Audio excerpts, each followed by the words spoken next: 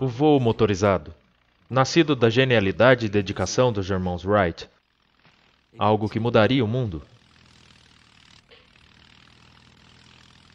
O segredo do sucesso dos irmãos Wright é que eles haviam entendido que o que fazia as asas produzirem sustentação também poderia ser usado para gerar empuxo.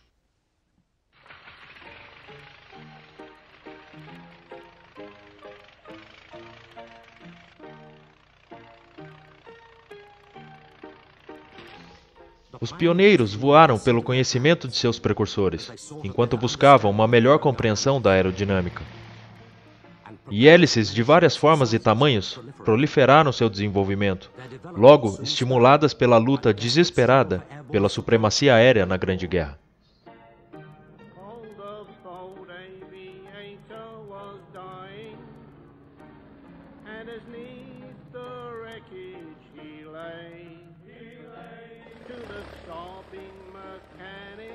About him, these last parting words he did say.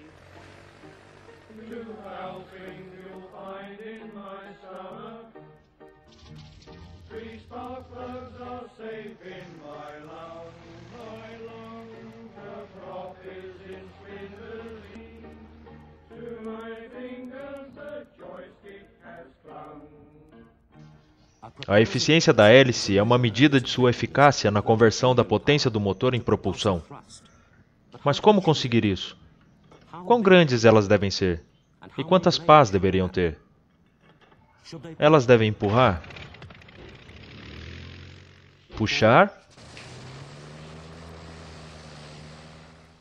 Ou fazer as duas coisas?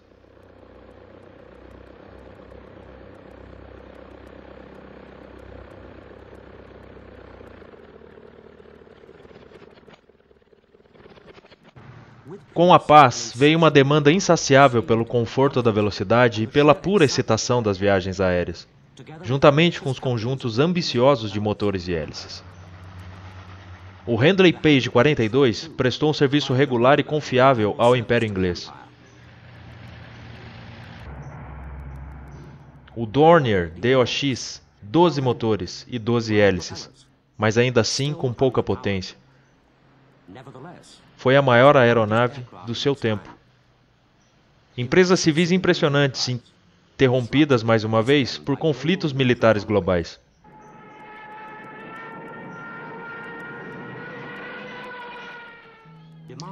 Exigência de maior desempenho ou mais potência, mais paz e melhor controle de inclinação da aeronave.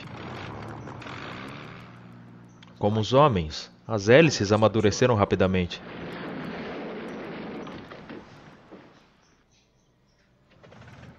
Os sistemas controláveis finalmente alcançaram a maioridade. E no final da década de 1940, toda a tecnologia básica de hélice que conhecemos hoje havia sido introduzida.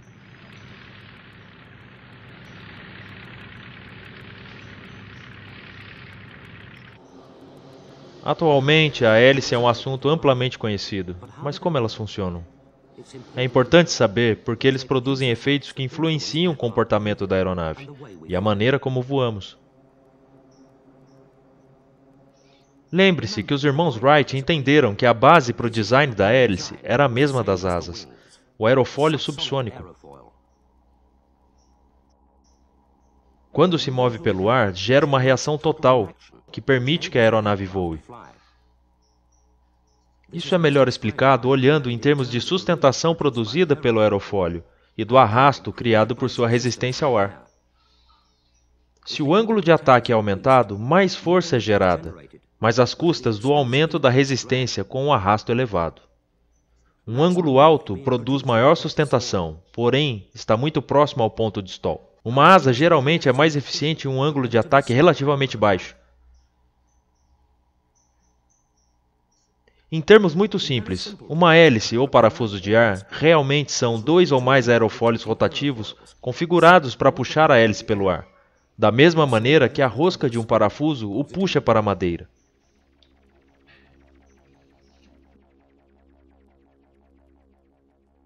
Durante o voo, seu movimento compreende uma velocidade de rotação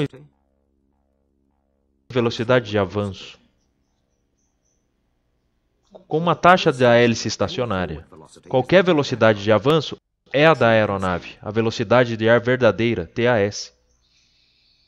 Mas uma hélice em rotação acelera o ar e produz fluxo induzido. A soma da velocidade do ar verdadeira, TAS, e o fluxo induzido é o total do fluxo.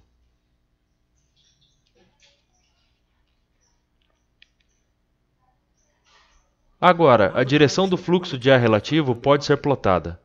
Mas sabemos que para trabalhar com eficiência, os aerofólios precisam ser ajustados em um pequeno ângulo de ataque. O ângulo entre a linha da corda e o plano de rotação é conhecido como ângulo ou inclinação da pá da hélice.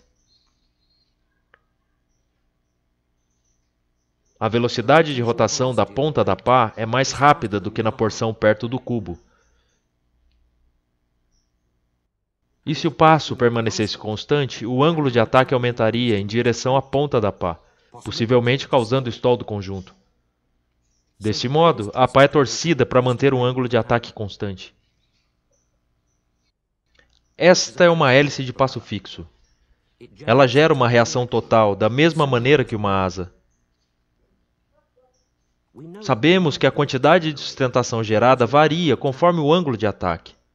Também varia com a velocidade do fluxo de ar. Quanto mais rápido o fluxo de ar, maior a sustentação. E vice-versa. Portanto, para manter o voo nivelado, quando os pilotos alteram a velocidade de uma aeronave, eles também precisam ajustar o ângulo de ataque para manter uma sustentação constante e igual ao peso da aeronave. Mas enquanto a velocidade do fluxo de ar sobre um aerofólio de asa é ditado pela velocidade da aeronave, o fluxo de ar sobre uma hélice é governado por sua velocidade de rotação, que é muito mais rápida que a velocidade de avanço e praticamente constante. Consequentemente, as mudanças na velocidade direta têm muito pouco efeito na velocidade do fluxo de ar relativo. O que é afetado pelas mudanças na velocidade de avanço é o ângulo de ataque e a consequente força e direção da reação produzida. Lembre-se que a reação total produzida por um aerofólio de asa pode ser resolvida em termos de sustentação e arrasto, e que a penalidade pelo aumento de sustentação é maior resistência ao avanço. Com uma hélice, a reação total é resolvida como empuxo, a força necessária para superar o arrasto da estrutura da aeronave e o arrasto ou torque da hélice, que equilibra a potência do motor. A penalidade pelo aumento do impulso é o aumento do torque. Quando uma hélice está girando a uma velocidade constante e a aeronave está parada, o ângulo de ataque é grande e grandes quantidades de empuxo e torque são produzidas à medida que a aeronave acelera, de modo que o ângulo de ataque diminui com uma consequente perda de empuxo e torque. Isso continua até que o impulso de redução seja igual ao aumento do arrasto da estrutura quando a aeronave atingir sua velocidade máxima. A principal limitação das hélices de passo fixo é que existe apenas uma velocidade na qual elas trabalham com eficiência máxima. Esta hélice é uma hélice de passo mínimo, oferecendo um bom desempenho para decolagem e escalada, mas com uma velocidade máxima relativamente baixa. Ao aumentar ou corrigir o ângulo, a velocidade máxima pode ser aumentada. Mas existem limites práticos para o tamanho do ângulo da pá que pode ser usado. Como sabemos, um ângulo muito grande pode significar que a hélice pode ser estolada quando a aeronave estiver parada ou se movendo em baixas velocidades. O torque seria alto, portanto as RPM seriam baixas. E como a direção da reação total está mais distante da direção de voo, menos impulso seria produzido.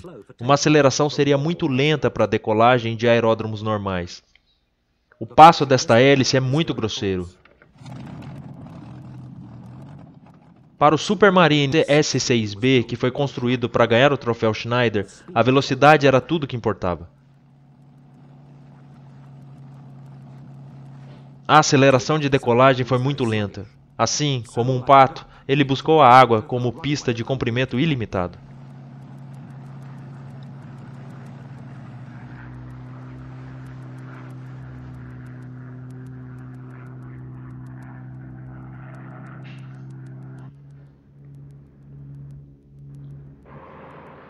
Durante a Segunda Guerra Mundial, os projetistas de hélice enfrentaram muitos problemas ao se esforçarem para atender os requisitos dos caças, como desempenho em alta velocidade, decolagens curtas e altas razões de subida.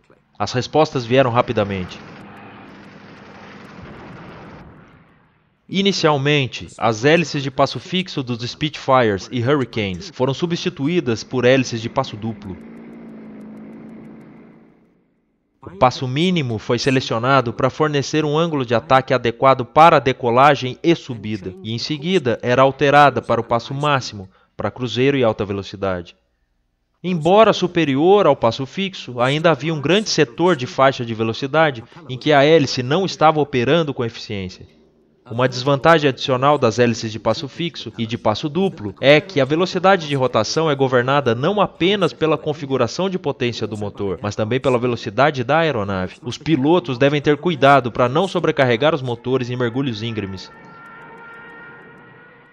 Esse problema foi eliminado nos Spitfires e Hurricanes, convertendo suas hélices de passo duplo em unidades de passo variável, pouco antes da Batalha da Grã-Bretanha.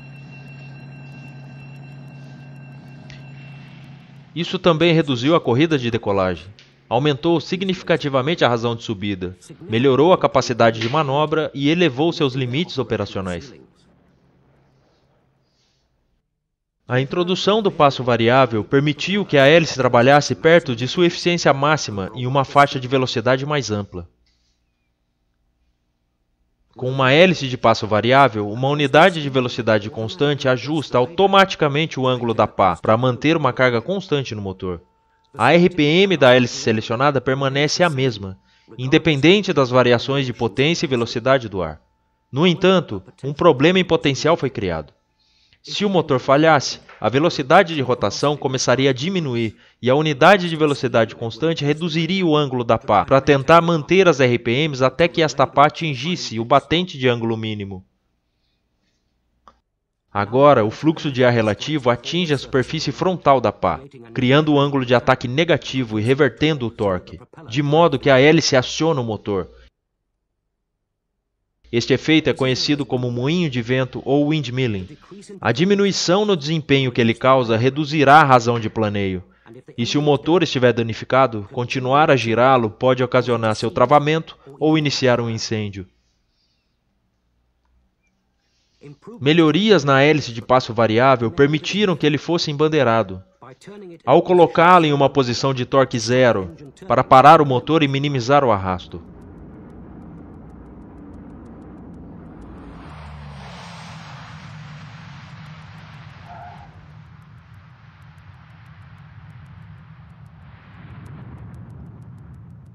Um pouso tático. O gigante Hércules parou em cerca de 750 metros e o piloto nem estava se esforçando muito.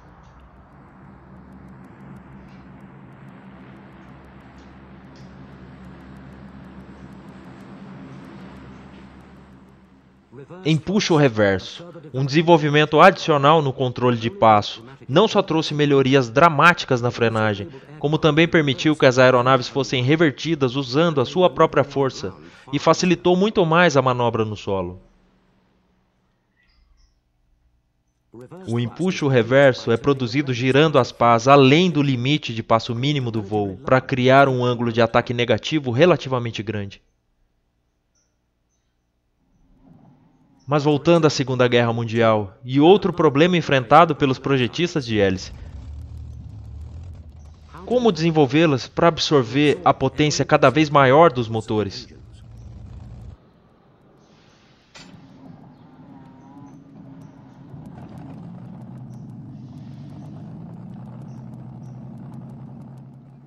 As hélices devem ser capazes de absorver a potência do motor, caso contrário, elas girarão mais rápido e sem efeito. A resposta é: para aumentar a área da superfície do aerofólio, existem duas maneiras. Primeiro, o diâmetro pode ser aumentado. Isso permite que seja mantida uma forma eficiente da pá com alta relação, mas aumenta a velocidade da ponta da pá, que é de importância crítica, já que os efeitos de compressibilidade no transônico e as velocidades supersônicas aumentam bastante o arrasto, o que reduz a eficiência da hélice. Outra maneira é aumentar a solidez da hélice, que é a proporção do disco da hélice preenchido pelas pás. Mas aumentar a corda da pá reduz a proporção do disco e sua eficiência. Então os designers optaram por aumentar a solidez adicionando mais pás. No final de 1939, a hélice de 2 pás do Spitfire foi substituída por um modelo de 3 pás. Em 1942 chegou o Mark IX, com sua hélice de 4 pás. E os últimos Spitfires foram equipados com hélices de 5 pás. Em comum com muitos outros caças de hoje, esse era o número máximo que poderia ser instalado nos cubos naquele momento. Porém, quando motores ainda mais potentes foram desenvolvidos, a solução dos projetistas foi usar hélices contrarrotativas.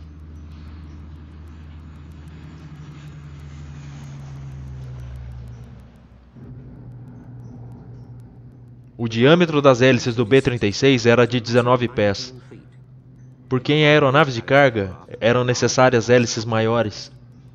Mas o estresse na raiz das pás pode ser enorme, até 22 toneladas.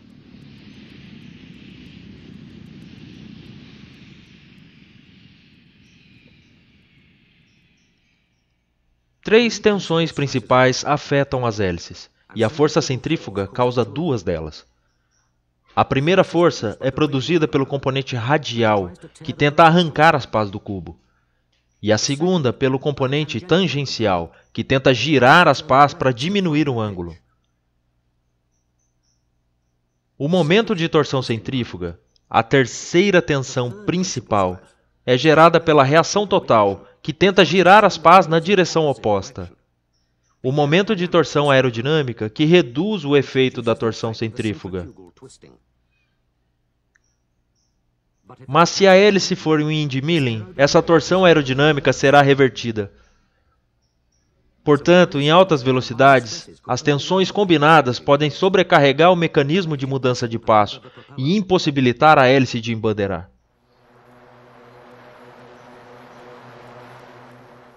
As hélices também afetam as características de manuseio da aeronave no solo, especialmente durante a corrida de decolagem. Quando produzem efeitos que tentam balançar a aeronave para os lados.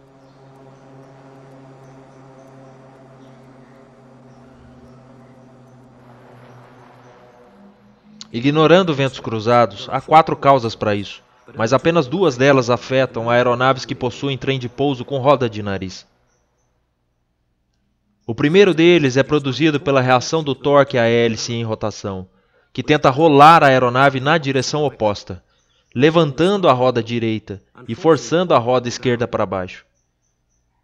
Consequentemente, a resistência ao rolamento de uma das rodas é maior que a outra, e esse desequilíbrio cria uma tendência para a aeronave guinar até que as rodas decolem.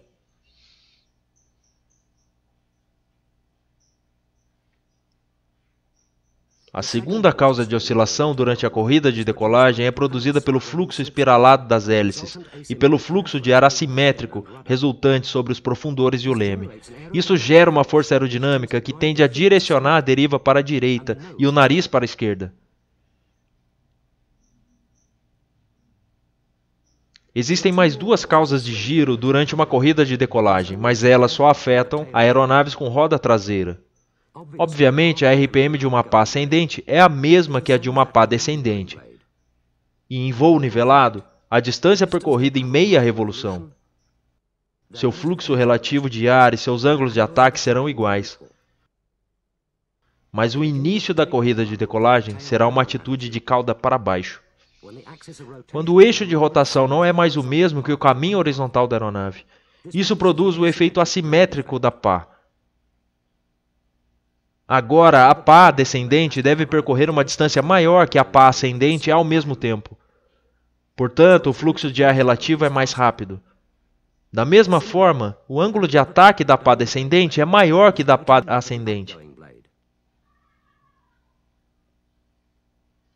Portanto, a porção descendente do conjunto estará gerando mais empuxo que a porção ascendente, que tenderá a guiar a aeronave até a roda traseira ser levantada e o eixo de rotação das hélices alinhado com o caminho horizontal da aeronave. A segunda causa de giro na decolagem exclusiva de aeronaves com roda de cauda é o efeito giroscópico, que é a força aplicada à hélice à medida que a roda de cauda decola, atua como se fosse aplicada a 90 graus no sentido de rotação e produz um balanço para a esquerda do curso em aeronaves cujas hélices giram na direção oposta. Todos esses efeitos serão revertidos e aqueles equipados com hélices contrarrotativas não experimentarão nada.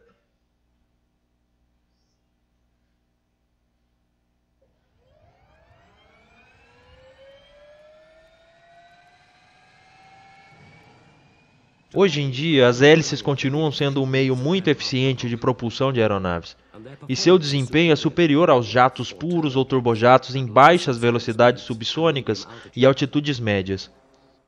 O advento dos compósitos permitiu a fabricação de lâminas mais leves e mais fortes, com seções de aerofólio aprimoradas. Atualmente, as hélices não são usadas apenas para produzir empuxo, como esses exemplos gigantes de 21 pés de diâmetro, mas também para absorver energia e transformá-la em energia elétrica. Os diâmetros das hélices dos parques eólicos podem chegar a 60 metros. O que virá a seguir? Quem pode saber? Poderiam aqueles que acreditam que a propulsão a jato soaria como o hino da morte das hélices ao ver uma aeronave como essa?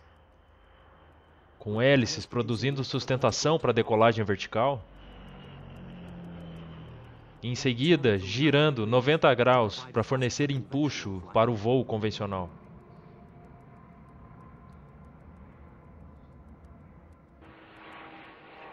Ou assim, o PropFan foi projetado para satisfazer a demanda por maior economia de combustível e redução na pegada sonora. As hélices são mais antigas que os voos com motor, mas como as aeronaves que impulsionam seu desenvolvimento continuarão surpreendendo, estimulados pela aplicação de novas tecnologias. Estranhamente, desde o nascimento do voo motorizado, uma pergunta permanece por resolver. As hélices devem empurrar, puxar ou fazer as duas coisas? Muito provavelmente, o assunto será objeto de debate aerodinâmico nos próximos anos.